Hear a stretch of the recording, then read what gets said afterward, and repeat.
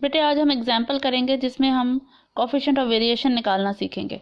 Calculate the coefficient of variation from the following frequency distribution. ये हमें data given है y और f। अभी हमने इसका कोफिशिएंट ऑफ वेरिएशन निकालना है। कोफिशिएंट ऑफ वेरिएशन का फॉर्मूला क्या होता है? It is equal to standard deviation over mean multiply by 100। तो इसके लिए पहले हमें मीन भी चाहिए और स्टैंडर्ड डेविएशन। मीन के लिए क्या फॉर्मूला है कि F of Y over summation F. Summation F Y करेंगे तो इसको क्या करेंगे, एफ को इससे वाई से मल्टीप्लाई करते जाएंगे, हमारे पास एफ वाई निकल आएगा। एफ वाई का सम जो है दैट इज इक्वल टू 48 और sum of frequency was equal to 40। तो हमारे पास इसका मीन क्या आ जाएगा 1.2। इसी तरह अब हमें इसका स्टैंडर्ड डेविएशन चाहिए। तो स्टैंडर्ड डेविएशन का फॉर्मूला है under root summation f into y minus y bar का स्क्वायर ओवर समेशन एफ। इसके लिए हमें क्या क्या चाहिए, पहले वाई में से वाई बार माइनस करना है, फिर उसका स्क्वायर लेना और उसको फिर फ्रीक्वेंसी से मल्टीप्लाई करके उसका सम। y माइनस वाई बार, y minus 1.2 minus 1.2, 1 minus 1.2 minus 0.2, 2 minus 1.2 0.8, 3 minus 1.2 1.8। ये हमारे पास y माइनस वाई बार निकल आया। अगर हमें इसका स्क्वायर लेना है तो माइनस 1.2 का स्क्वायर 1.44, माइनस 0.2 का 4 0.04 up to so on. Next क्या स्टेप है कि हमने इस वाले कॉलम को फिर फ्रीक्वेंसी से मल्टीप्लाई करना है। ये फ्रीक्वेंसी का कॉलम है और इनको आपस में मल्टीप्लाई करके हमारे पास जो सम आ रहा है, sum of f into y minus y bar का स्क्वायर क्या आ रहा है 68.4। उसको जब हम 40 से डिवाइड करते हैं और उस आंसर को जब हम अंडर रूट लेते हैं तो हमारे पास क्या आ जाता है 1.307। हमारे पास स्टैंडर्ड डेविएशन के लिए आगे 1.307 डिवाइडेड बाय आ गया 1.2 मल्टीप्लाई बाय 100 करेंगे तो हमारे पास इसका 108.92 कोफिशिएंट ऑफ वेरिएशन आना है। एक और क्वेश्चन है जिसमें है calculate the standard deviation by short method और the step deviation method for the following data. Step deviation method बेटा वो वाला मेथड है जिसे हम कोडिंग मेथड भी कहते हैं। कोडिंग मेथड में क्या होता है, u बन जाता है x minus A over H करके।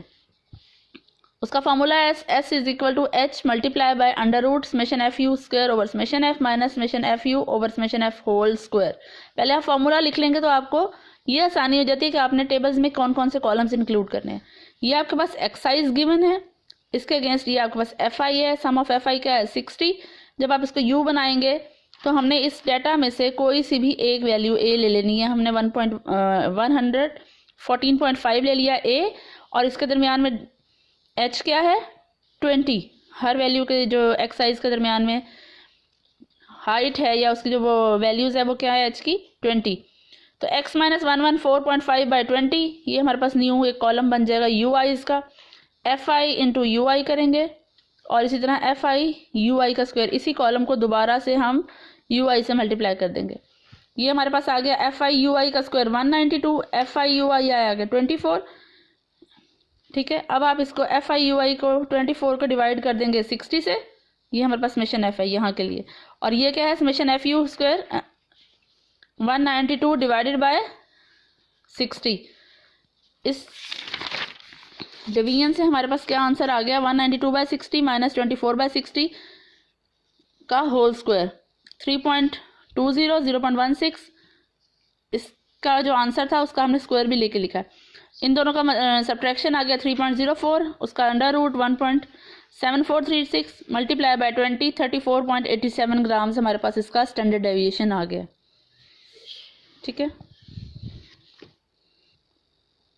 एक और केस है कि कोफिशिएंट ऑफ वेरिएशन बेसिकली हम यूज़ कैसे करते हैं या उसके हमें यूजेज का इफेक्ट कहाँ पे जाके मिलता है। बेटे बाज़ दफ़ा ऐसा होता है कि हमें कहा जाता है कि आप दो डाटाज हैं उनको कंपेयर करें कि उनके दरमियान में वेरिएशन कितनी पाई जा रही है। अब वो दोनों डाटाज अगर तो वेट्स के हैं तो हमें तो फिर आसान हो जाएगा क्योंकि वेट्स में डिफरेंस आसान है।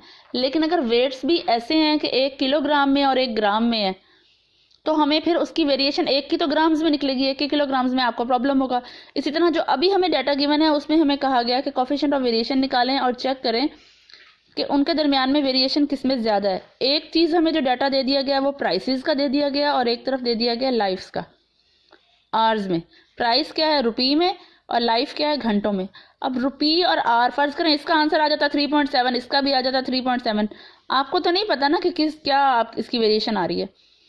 तो अगर आप इसको देखेंगे कि इसकी वेरिएशन 3.7 है और इसकी भी 3.7 है तो आपने वेरिएशन पैटर्न को बताना है कि इन दोनों के दरमियान में वेरिएशन एक जैसी पाई जा रही है। लेकिन अगर इसका आंसर आ जाता है 2 रुपये और इसका आंसर आ जाता है 8 आवर तो फिर हमारे पास वेरिएशन किस में कम है, जिसके अंदर वेरिएशन कम होगी वो हमारा ज़्यादा कंसिस्टेंट डाटा होगा। हम दोनों डाटाज के लिए अलग अलग मीन और वेरिएंस लेंगे। पहले रुपये के डाटा को ले लेते हैं। इसके लिए हमें मीन का फॉर्मूला है X bar is equal to summation X over N. N कितनी है 5, समेशन एक्स आ गया 92/5 18.4। स्टैंडर्ड डेविएशन लेने के लिए क्या फॉर्मूला है, summation X square over N minus summation X over N का होल स्क्वायर। एक्स स्क्वायर का सम आ गया 1986 ओवर 5 माइनस 92/5, ये हमारे पास इसका आ गया standard deviation 7.66। Coefficient of variation के लिए क्या है, S x over x bar multiply by 100, 7.66 divide by 18.4 multiply by 100 आ गया हमारे पास आंसर 47.63। ये इसका कोफिशिएंट ऑफ वेरिएशन आ गया। नेक्स्ट जो हमारे पास डाटा है वो क्या है, लाइफ का, घंटों में किसी बैटरी की या किसी इक्विपमेंट की लाइट है, उसके लिए अब हम देखेंगे क्या है, वाई और वाई स्क्वायर ले लेंगे, उससे उसका मीन निकालेंगे, समेशन वाई ओवर एन 211 आ गया।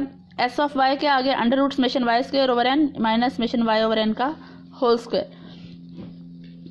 वाई स्क्वायर का आ गया सम हमारे पास 253325 डिवाइड बाय 5 माइनस 211 का स्क्वायर, मैंने मीन का डायरेक्ट स्क्वायर ले लिया।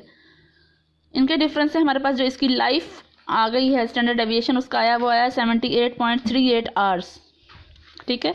और इसका कोफिशिएंट ऑफ वेरिएशन क्या निकलेगा हमारे पास, वो निकल रहा है 37.15%। अब इससे क्या पता चल रहा है कि ये 37.15 है और ये क्या है हमारे पास 47.63। ज़्यादा बड़ा कौन सा है, the coefficient of variation of battery in life in hours is less than the coefficient of variation of prices, so we can say y is less, variation in y is less or y is more consistent.